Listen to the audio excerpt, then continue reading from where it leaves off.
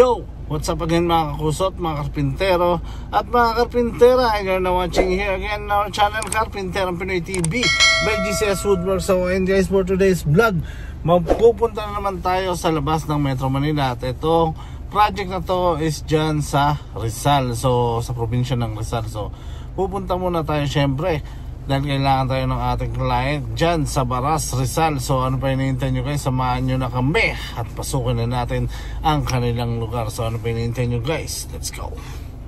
So ngayon nga agad natin tinungo ang kanyang tahanan dito yan sa Baras, Rizal, Sitio Pader.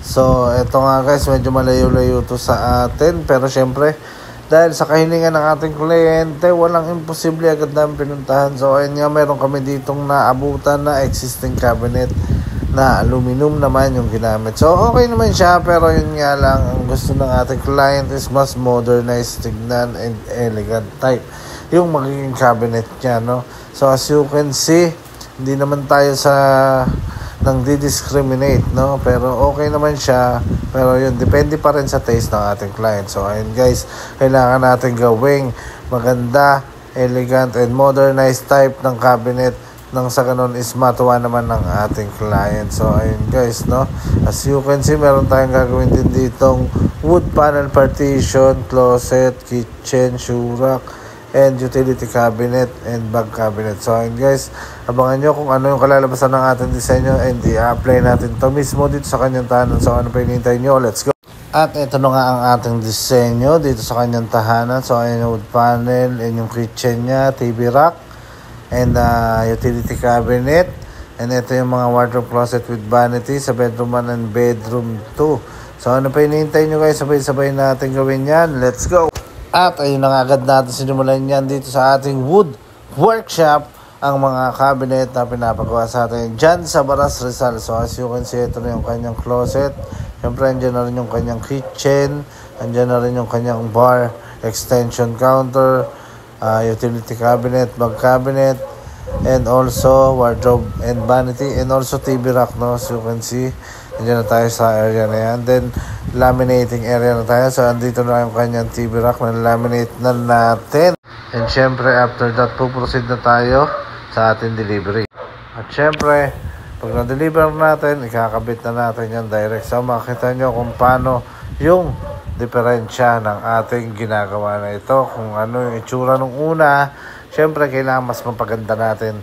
And para pasaya natin ang ating client. So, ito na nga tayo guys, no? Delivery time na tayo. So, ito na, sasakay na tayo sa ating Lalamove and sa ating sasakyan na si Hammer. At ito na nga guys, dumating na kami dito sa kanilang tahanan. At ito na yung napagnan namin ng mga gamit at mga panel na mga gagawin natin mga cabinet. So, as you can see, ayun na, medyo nauna lang yung TV rack, ayun, nasalpak na natin. So, syempre, susunod na natin yung iba.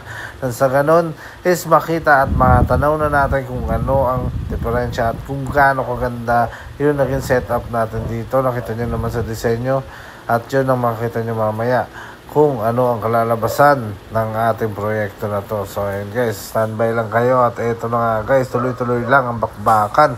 Syempre, mamaya-maya lang makita nyo yung pinaka finished product natin. So, ayun guys, no, as you can see, dyan rin yung ilaw, ayun na yung kitchen cabinet niya. Ang kulang na lang natin dito is mga pintuan and yung priming paint. Siya nga pala guys, meron nga pala siyang mga nabili ng pull-out basket, and ayun nga, binigay nila sa atin yung sukat, at ito inakma ko naman dito sa ating disenyo. Kaya ayan guys, kita nyo naman, pasok na pasok yan. So sa mga gusto magpagawa, no, sa mga meron na nabiling pull-out basket, cutlery, pwede naman natin yan isakto.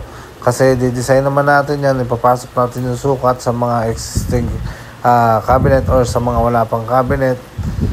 Pwede natin siyang ipasok doon. So ayun guys, no, ito na rin yung ating wardrobe closet. So mamaya-maya lang makita nyo kung gaano kaganda yan. At yun nga, syempre malayo yan sa aluminum cabinet na una nilang pinagawa, dahil gusto niya nga is mas modernized and mas elegant tignan yung mga cabinet na pinagagawa niya sa atin. So ito na rin yung kanyang TV rack, no? As you can see, nakabit na rin natin yung kanyang TV, and dito na lang tayo, pinto, drawer na lang ang kulang dyan. So mamaya makita nyo at masasaksihan kung ano yung kalalabasan ng proyekto na yan. So ano pa hinihintay nyo guys? Samahan nyo ako at sabay-sabay nating panonoorin kung ano ang kalalabasan ng project natin dito sa Baras Rizal. Ano pa hinihintay nyo? Let's go!